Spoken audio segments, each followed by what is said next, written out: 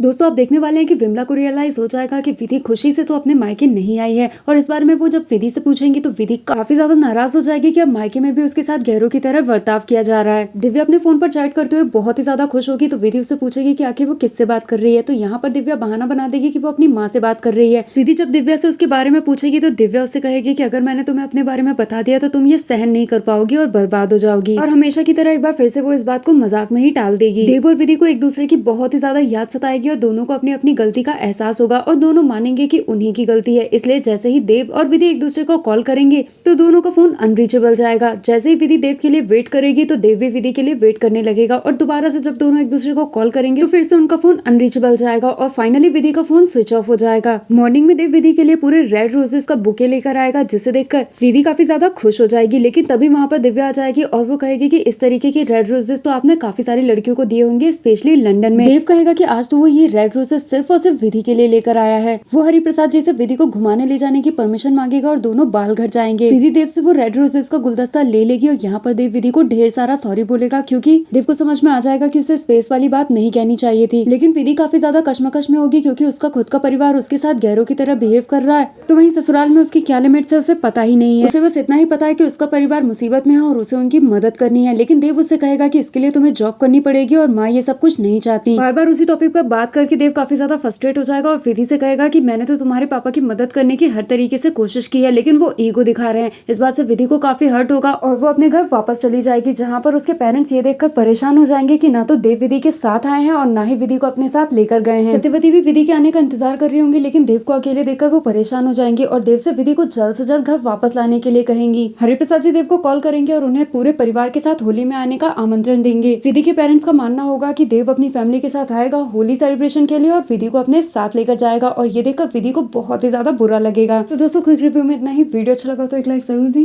Thanks for watching.